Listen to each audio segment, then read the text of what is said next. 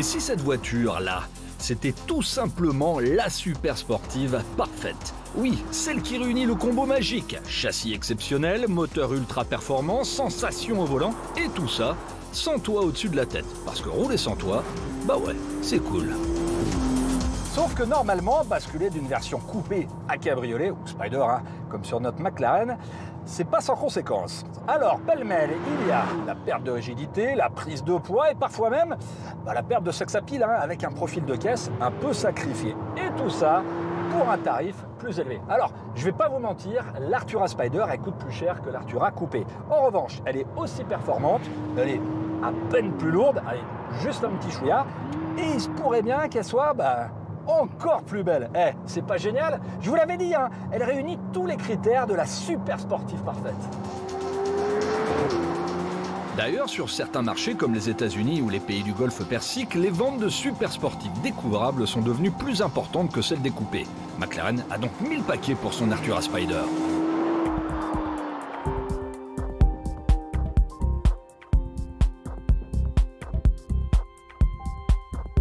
C'est une voiture très impressionnante. Je sais, vous allez me dire qu'elle ressemble à toutes les autres McLaren, je suis d'accord, mais elle reste canon. Le travail aérodynamique est spectaculaire, il y a des entrées d'air partout et des volumes destinés à faciliter l'écoulement de l'air, tout en apportant de l'appui sur la caisse et éviter qu'elle ne s'envole à 330 km/h, sa vitesse de pointe. Ouais, c'est rapide quand même pour une caisse qui se veut grand public, enfin, selon les critères de McLaren. Regardez bien cette partie. C'est l'objet du délit. Celui qui permet de faire basculer l'Artura Spider de sa configuration coupée vers cabriolet. Il suffit de 11 secondes pour ça, à l'arrêt ou à faible vitesse jusqu'à 50 km/h. Et si vous voulez vous la péter, bah oui, parce qu'après tout, si vous êtes propriétaire d'une McLaren Artura Spider, vous pouvez vous la péter. Vous pouvez faire ça à distance en appuyant sur le bouton de cette télécommande. La cinématique est magnifique. Et puis alors, la ligne en configuration cabriolet, elle est juste à tomber.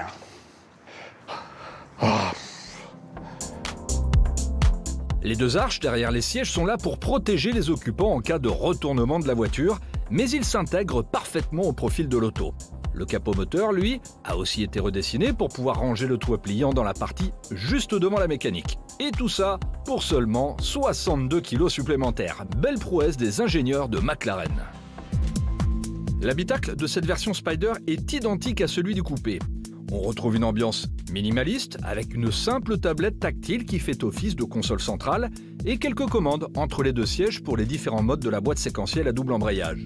La position de conduite est très allongée, face à un pare-brise relativement bas qui permet d'avoir une bonne visibilité, un petit volant qui invite à la conduite sportive et un combiné numérique solidaire de la colonne de direction pour ne pas perdre sa vitesse de vue.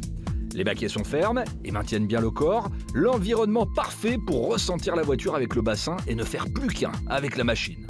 Allez, c'est l'heure de faire vivre le V6 3 litres biturbo hybride. Il est là, hein, juste derrière moi, en position centrale arrière. Bouton start et...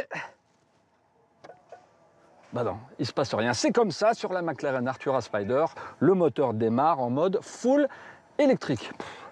Je vous cache pas que c'est un petit peu frustrant. Mais c'est pas si mal que ça permet d'éviter de réveiller tout le voisinage au moindre coup de gaz. Et puis aussi, au passage, de pouvoir tirer les clés de son pote propriétaire en toute discrétion pour partir faire un petit tour. Allez, let's go!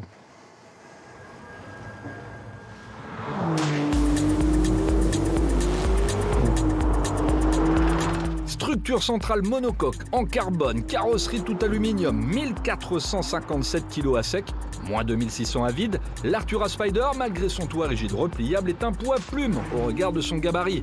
4,54 m de long, 1,98 m de large et à peine 1,20 m de hauteur. Et McLaren ne s'est pas seulement contenté de la transformer en coupé cabriolet version light. Le V6 3 litres biturbo hybride, il a aussi eu droit à sa petite remise à niveau en basculant de 680 chevaux, ce qui était déjà pas mal dans l'absolu, à 700 chevaux. Pour ça, McLaren s'est contenté de revoir sa cartographie moteur et puis en a profité au passage pour revoir la courbe de puissance de manière à obtenir une mécanique plus pleine à tous les régimes. La boîte de vitesse séquentielle à double embrayage, elle a aussi eu droit à son optimisation avec une vitesse de passage des rapports augmentée de 25%, ce qui est juste mais énorme. Et le résultat de tout ça, ben, c'est ça. Oh, oh, oh. C'est un truc de dingue. I love it. L'Artura Coupé bénéficie en parallèle de ces évolutions.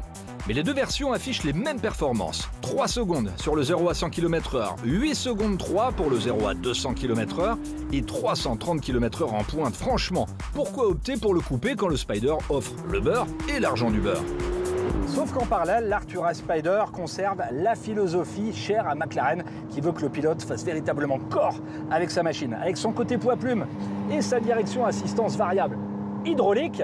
On a un toucher de route incomparable avec une précision de positionnement des roues là sur le tarmac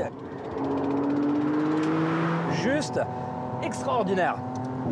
Avec tout ça, on a l'impression de pouvoir encore repousser les limites de vitesse de passage en courbe comme ça.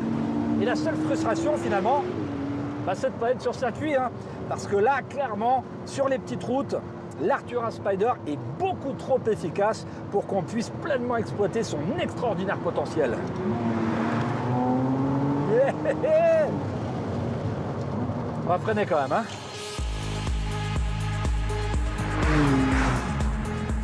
Ajoutez à ça un moteur rageur de 4000 à 8200 tours minute, avec un rupteur à 8500 tours minute et aussi une autonomie en full électrique de 33 km.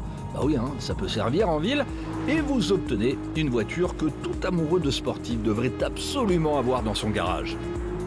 En revanche, cette perfection a un petit coût et même un surcoût. Je vous ai prévenu, elle est plus chère que la version coupée. 272 250 € contre 247 000 pour sa petite sœur à toit non amovible. Allez, rassurez-vous, dans 20 ans, elle sera peut-être descendue sous la barre des 100 000 € d'ici là. Vous avez le temps d'économiser.